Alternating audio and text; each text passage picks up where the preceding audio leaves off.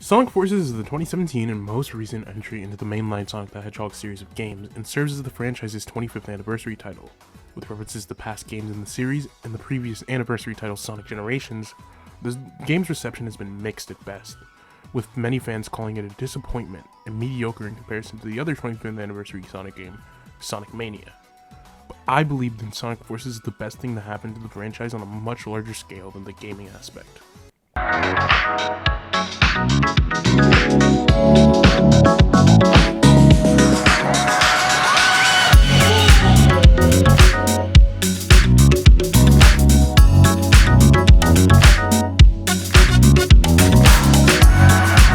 As a fan who tries to digest most forms of Sonic media, one of the things that I've found myself loving were the comics.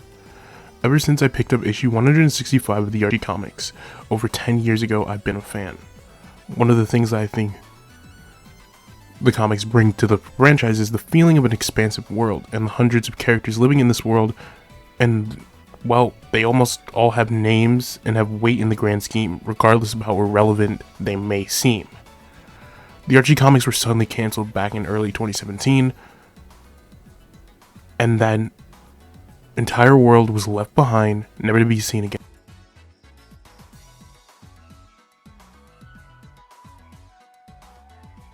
Until it was announced that comic publishing company IDW, known for their work on the Teenage Mutant Ninja Turtles and Transformers comics, were taking the license and starting an entirely new Sonic comics series.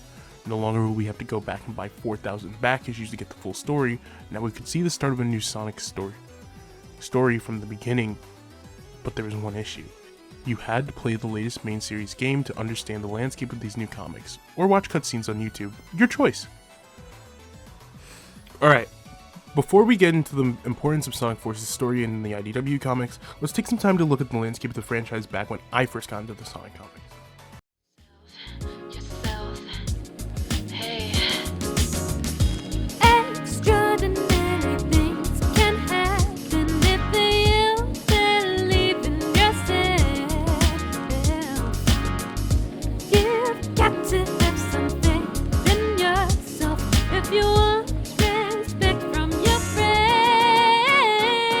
We were living in a post-Shadow and 06 world, two games that can be accredited to the beginning of a time that fans entitled the Dark Ages.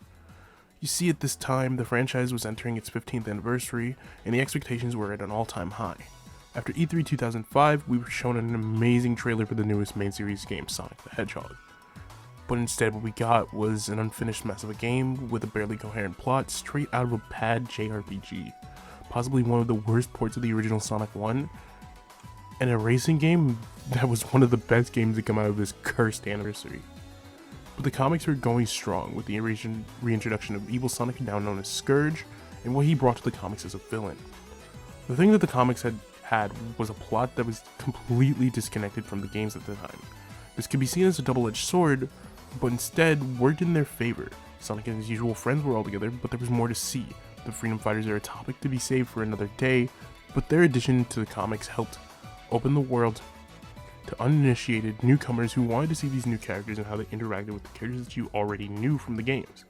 And that created more interest, coupled with the great writing from current Sonic comic veteran Ian Flint, who was just getting his start with the series in 2006, alongside the amazing Tracy Yardley, providing the comic with a look that, while similar to the artistic stylings of modern Sonic character designer Yuji Ikawa, also had its own distinct look. Now flash forward 11 years, the duo would be heading the new Sonic comics with the first issue where their skills would be needed to lead the comics into a new age. Now to talk about Sonic the Hedgehog Forces and how it links to the comics. Instead of completely shifting the comic straight into a new world, the IDW team chose to bring the readers, who are hopefully also gaming, right back into the world that Forces built. This was a different approach and could have had drastic consequences due to the sour taste that Forces left in many fans' mouths. But this actually helps new fans who may not have read the Archie comics or any Sonic media from the 90s. These newer fans won't have strong connections with the hundreds of characters and expansive lore as they were when the 15th anniversary came around. This lack of connection can be mainly due to behind-the-scenes legal issues with Archie Sonic's previous head writer, Kenneth Penders, and his shitty fucking echidna fanfic, causing a massive reboot, resulting in several beloved characters and concepts being completely erased. As I previously mentioned, there were hundreds of back issues that you would have to read to get full introductions to these characters. And due to the Pender situation, the books that were supposed to help new readers learn more about the expanded Archie Sonic world were cancelled. The first volume of IDW Comics makes it a priority to introduce you to its characters old and new, as well as the post-Sonic Forces world. While we see all these characters helping with recovery efforts and defeating the remaining Eggman forces, along with a sinister figure, shrouded in mystery, plotting in the background, it helps the comics tie themselves into forces while also moving into new but familiar concepts.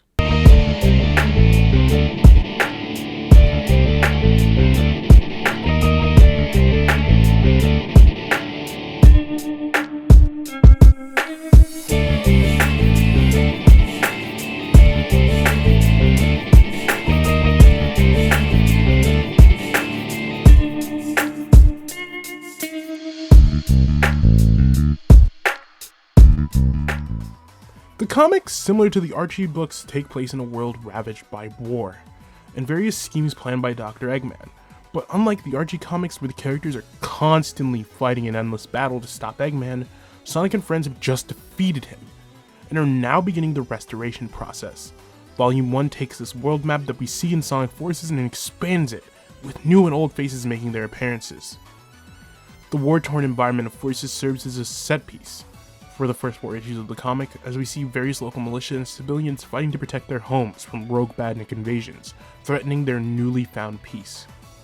These towns that we see Sonic visit throughout Volume 1 all have various individual inhabitants, and unique architecture that separate them from each other with their own individual situations happening, whether that be the badnik invasions in issue 1 or the giant spider crab robots threatening the town in issue 2, Rough and Tumble's reign of terror and the wisp trafficking, and the assault on Spiral Hill Village in issue 4.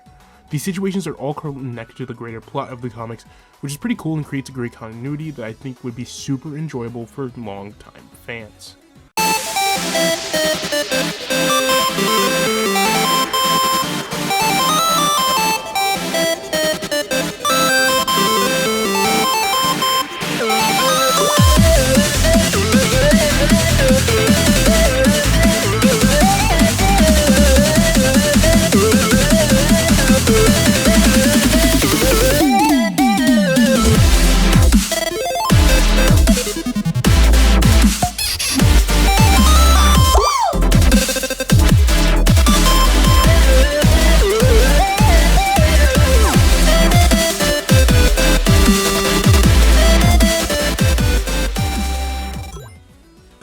In my opinion of the IDW comics is the way certain characters are depicted.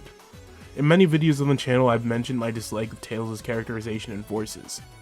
Well, he'd lost his proactiveness, this lack of agency to get in on the action, and the recent games really killed my enjoyment of the character. It made me remember the days of Tails moving out of Sonic's shadow and becoming a hero in his own right.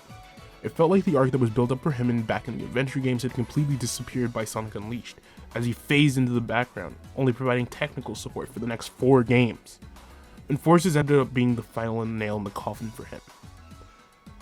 Amy, on the other hand, is a very interesting character who's completely taken on a different role than she usually finds herself falling into.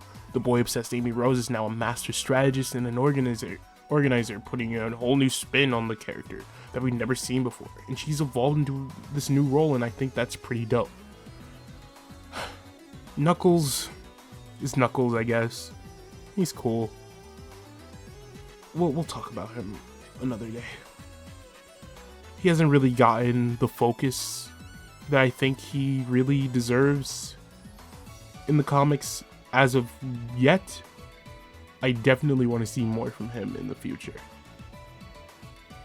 And I want to save Tangle for her own video, so be on the lookout for that.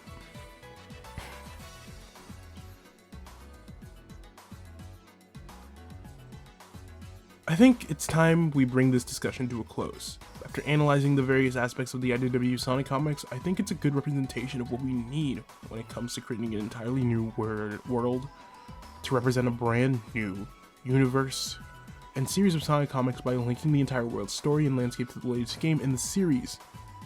Really helps bring everything together into one great and concise package, and truly it proves the importance of forces. Alright, that's a wrap on that one.